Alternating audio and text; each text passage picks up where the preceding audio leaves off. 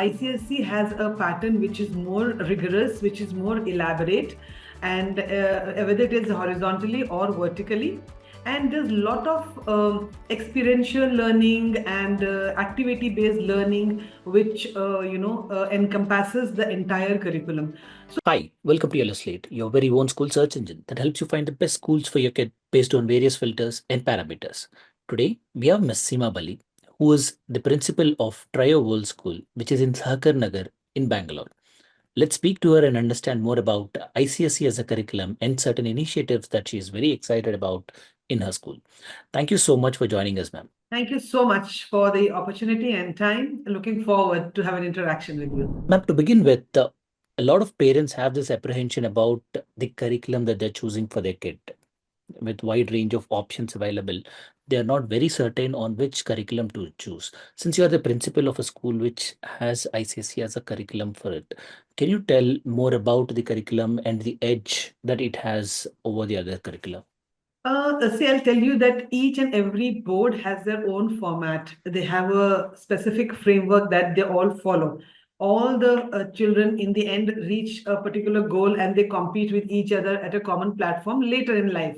But yeah, ICSE has a pattern which is more rigorous, which is more elaborate, and whether it is horizontally or vertically. And there's a lot of experiential learning and activity-based learning, which encompasses the entire curriculum. So that gives the child an edge to be, to hone the skills that they possess, the strength that they have. Whether it's not necessary, it should be the writing skills or the speaking skills or the reading skills. But sometimes a child has a scientific temperament or a child has a good mathematical skill.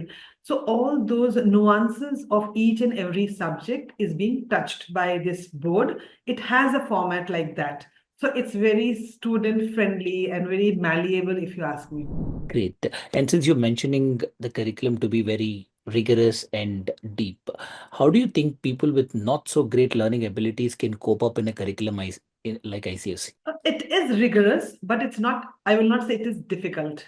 Rigorous means it's more engaging in terms of student and teacher involvement, and the way we have to structure the curriculum, the scaffolding, the preparation for the lessons, the lesson plans, the capacity building of the teachers, workshops for the students, involving parents in all of these activities, and more of peer learning, group work. All these are the parameters, or I would say the nitty-gritties of the curriculum that depends on us, how we are training the teachers to cope with this, and to enhance the deliverables in the class so that students are well equipped, because each student has a different strength and a different weakness, and we have to cater to those strengths and weaknesses. So it's a mixed blend, and how beautifully you can blend it in the classroom situation. For that, you have to do the capacity building of the teachers, and the teacher then helps the child to navigate through that course, through that curriculum. It may differ from one subject to another subject. It may differ from one lesson to another lesson. So, it's up to the teacher to be well prepared before she goes into the class, which lesson she's going to take. And that, I think, is the essence of delivering the syllabus in the class. Great. And so I could gather an impression that teacher is going to play a very important role in the scheme of Correct. things. So how do you generally train these teachers? Are they trained anything any way different from the CBSE teachers or IB curriculum teachers? So I'll tell you that there are certain requirements of the board, as in we have to train our children to get certain scores end of the academic journey, maybe in class 10 or in class 12. But here what happens is that we have to catch the children in their formative years, and accordingly we have to train the teachers. Now what we do is that we train our teachers every Thursday and on working Saturdays, right? So we have workshops for them. Either the workshops will be taken by me, or will be taken by the coordinators, or will be taken by the head of the department. We have head of the department for each and every subject. Apart from this format, we also have workshops aligned for them by experts, subject experts, who are brought in maybe just before the session, 1 week before the session. We have rigorous workshops morning till evening for 5 days for teachers. And we do collective workshops also. We do subject oriented workshops also. And these are continuous over the year. The second important thing is planning of the lessons. That's very important, the lesson planning. So we do 3 month by 3 month planning of the lesson. And the co-teachers, they get together, they brainstorm, they exchange their ideas, they bring in new practices, and they roll it out in the class. And they share, through maybe micro teaching sessions. On Thursdays, we also have micro teaching sessions of all the subject teachers, similar subject teachers, they'll sit together. So one teacher will do a micro teaching, others will give their feedback. So that strengthens and empowers the teacher to be well prepared and to know that, okay, all of us are on the same page. So we are not talking about a 7th standard section A or 7th standard section B of Trio World School. We are talking about class 7 of the entire, all the sections of class 7. So it's a uniform format that we follow, but this uniform format of one particular subject, let's say maths, is curated by the teachers themselves, the co-teachers themselves. So they all are on the same page. So the head of the department, checks all of that, monitors, mentors, they share with me, we go and sit through their micro teaching sessions. So it's like all of us are on the same page, including the coordinators. And that, I think, is something which is very transparent, which is very, practical. We can see the tangible results when the teacher goes in the class. While the curriculum is very critical, I'm sure there are a lot of initiatives that schools take inside this campus, which will mold and nurture the kid in enhancing their abilities and skills. So, can you take us through certain initiatives that you are taking in your school that eventually will benefit this student beyond the curriculum? Correct. So the thing is that nowadays, in whichever board you go, whether it is India or abroad, all of us, I think one thing, the common thread that binds all of us together is the global perspective. That each and every child now thinks thinks to be a global, has a mindset to achieve global goals, whether it is sustainable development goals or whether it is whatever. So if we talk about sustainable development goals, there are 17 goals drawn by the United Nations, and it connects each and every person on this earth, right? So we have a very beautiful initiative that, we are coming up with, which is, I would proudly say it's a brainwave of our team, our management, and all of us together. And we are curating a program which is known as a global citizenship. And how this global citizenship came about is because in Karnataka, we have Kannada as a mandatory second language. Now, there are some children who also want to take some other subjects. Maybe like in our school, it's Hindi. Now, if we are offering Hindi to them, there will be a set of children who would be not taking Hindi. So we had to not waste their time and utilize their time in a more structured manner. So we thought, why not teach them 21st century skills? Why not, polish them and make them global citizens? And when we were brainstorming, we thought that there are many areas that we can work around, but majorly we thought like AI and design thinking, which everybody is talking about outside the school boundaries and globally, which I think is a life skill that each and every child should possess.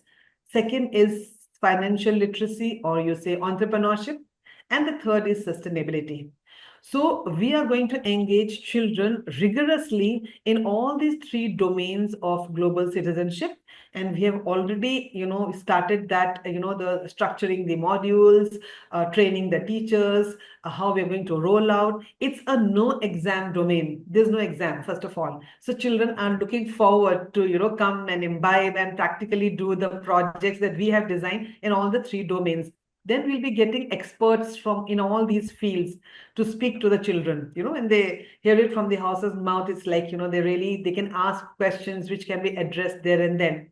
So that, empowers them to, become better, go beyond their textbooks. It's very important that we go beyond the textbooks and be, follow whatever is trending whatever is current. So that's important. And that's exactly what this global citizenship is going to offer. So we are going to pilot this project in this coming session, starting from June. All the spade work is being done, the curriculum is being planned, the modules are in place, the teacher trainings are, as I told you, capacity building of the teachers. Even teachers are not equipped with those, trending issues or the curriculum that I'm talking about. So their training will happen for 1 week and continuously for on Saturdays or whenever we will plan, and they will go and replicate those models in the class and they will tweak it. So that's how those children, they don't have the stress of homework, they don't have stress of examination, but at the same time they're being exposed to three different domains, and as per their potential, their strength, they're going to flourish and they're going to become better and better, and they'll be well informed. That's what I feel is the right kind of exposure which our children need. And second thing is that it also gives us, the parents and the students, a channel. So we have to channelize the energies of the children, and this program is actually going to offer that. And yeah, productively, children are going to do better in these fields also. That's great to know, ma'am. Speaking about the language policy which you started off with, can you tell us the language policy in ICSE as a curriculum, especially in Karnataka? Is it mandatory to take Kannada, or So, do they? yeah, so as per ICSE, we have two languages mandatory. One is English and one is the second language, which has got various options, but the second language is the prerogative of the state to decide. Maharashtra can opt for Marathi, Bengal can opt for Bengali, or Punjab for Gurmukhi, or Karnataka for Kannada, whatever. That's the state mandate. So that's the state mandate, and so it is for us to decide what we have to take. So in Karnataka, we are offering Kannada because that's the mandate of the state government. Hmm. So we have to take that.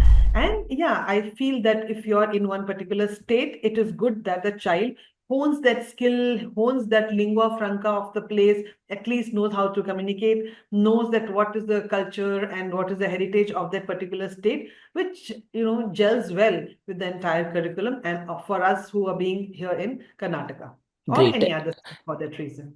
And for those students or parents or families who have recently moved to Karnataka, is it mandatory for those students also, or? Yes, it is. And what we have done is we have a group of teachers, the Kannada teachers. We have designed a bridging course for each and every section.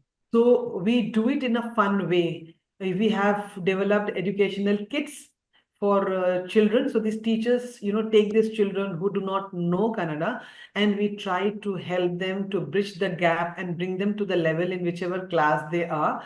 And that also is through a fun way method, not like, like reading and writing and giving exam or giving hardcore, content about that subject or that particular class. So once we create that love for that subject, and we tell them why it is necessary that you should do it, then there is a buddy system also. In a class there will be children who already know Kannada. Either they'll be Kannada speaking or they have been learning, reading, learning, writing Kannada. So we make batches like that, or a peer buddy system where the children, they try to emulate them, they learn from each other. And then also we have class assemblies. So we have made it kind of imperative, for the teacher to plan at least one, either a speech or a skit or a thank you note or a welcome speech in Canada. Hmm. So that's how. And though I have relocated to uh, Karnataka in last, I think it's been 8 months that I'm here. But yeah, even I have learned so much. If I can learn coming from North, and I've learned so much. So I think children are much smarter. They pick up very fast. And they are Yes. doing it in a fun way. They're doing it like they do birthday games in the Mhm. birthdays and all, the way they play games. So we have like a treasure hunt. So the cues or the clues, they are around, those words are from Kannada, so they have to make sure that they know it. And then they have got their buddies who help them to do it in a fun way. And those buddies also feel very happy. So, it's a nice blend of learning something new, that excitement is there. Great. Ma'am, speaking about a slightly different topic, your core knowledge or skill sets are very important, but after school, the X factor that is very much required to grow in life is your leadership skills or ability to work with a team, or the ability to stick to your ethics and be on it. So, unfortunately, these are not aspects that can be tested in a school environment. There's no examination to gauge a student's leadership skills. So, how do you generally tackle this issue in schools, and how do you ensure that students are equipped with enough exposure to understand the importance of these parameters as well? So, as we say, leaders are born, okay, but all of us have that skill in us. Now it's up to the school, up to the teachers to take out the best from whatever a child's strength, right? So in our school, we have a system of, a student council. So these children from the senior most classes, that is ninth and 10th standard as of now, they through, they have a very rigorous exercise of green voting. So first the children are nominated. Those children go and give speeches. They do a canvassing for themselves, telling what are telling about their strength and what they're going to deliver, just like a normal canvassing. So they have got their election mandate that okay, we're going to do this and we're going to do that. And then when they go to each and every class and they go and address, and then the day comes of the voting day. So depending upon their speeches, their promises, the carrots that they show the children, so they are being voted by the children. So we choose our council from whoever gets the maximum vote. So these Oh. children, they are taken, and this time we plan to do a 3-day rigorous leadership training for them, where they first of all try to understand what are their jobs and what are their responsibilities, which we will be listing out for them. Second is teamwork. So they will be given situations, different situations with different group of people, and they will try to find a solution in their own team, and then they will represent that to a group of judges, right? And then the third thing is that all the initiatives in the school, maybe initiatives, or should I call it events, will be student led. There'll be no teachers. Students are going to lead each and everything. Of course, in back end, we will be helping them. They will be chalking out, on this, supposing it's a sports day. So what are the do's and what are the don'ts? What is the preparation that is required? So they start much earlier, maybe 4 weeks before the event, and they Mm. kind of make a to-do list. They make a checklist. What are the things to be done? Whom they have to approach? We will give them one teacher in charge so they can reach out to the teacher. So in a subtle manner, they will not even know that they are being trained to become leaders, or this is what they're leading. Um, when I was talking about the financial literacy and the entrepreneurship domain of the global citizenship, we kind of tested that in the previous year also, that students started a drive called Bites for a Cause.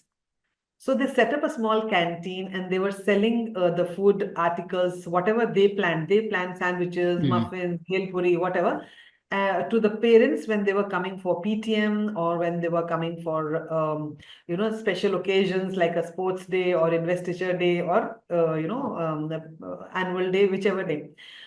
So when these children planned all of this, they were so excited that they wanted to raise the fund for their annual day, and they were giving us such good ideas that we were also. They need a hand holding, that they should not go berserk. Ideas they have got plenty, so we just have to help them to say, okay, wait, hold on, your idea is very good. Maybe we'll do it next time. So we have to give that chance. We have to give that room. We have to lend them that ear, and we have to be with them in the process, and without discouraging them. Even if we have to say no, also we have to encourage them and say, "Yeah, very good idea. What about this and what about that? And how can we improve it? Think about it and come back. Go and discuss with your team. Go and discuss with your class." So we have to have a open door policy for the children also. So children should be let to grow, because I can promise you that if you come with one solution, you will get better with the Mhm. problem. You will get better solution from these children, because they're so tech savvy. They think out of the box. They have fresh ideas. So they are, almost there. So all these skills, even if it's a school tour also, okay. So the children only take the visitors, okay, come, we'll take you to a tour, they'll show them the entire school. So that gives them a kind of belongingness. It gives them credibility. They become better in their speaking skills, and they feel proud of their school. So that's how we have to find like they say, the loopholes and the crevices and the opportunities and whatever, wherever, however, tweak all of that. But all of that should be given to the students to flaunt, to take it forward. So once you give them the opportunity, they will strengthen all of that, and they will give back a beautiful work, and they will set up a legacy for the school. And that's how it is. So we must utilize their lot of energy that these children have. That's fantastic. I'm so happy for your school students getting to experience all this. And Correct. thank you so much for coming forward and sharing all these thoughts and opinions, ma'am. In the interest of time, we It's are been having to nice. wind up, but we Yeah, will soon catch up again to understand more about the school. pleasure. Yeah, It's a thank you. pleasure. Thank you so much. Pleasure's ours, ma'am. Thank you very Thank much. you.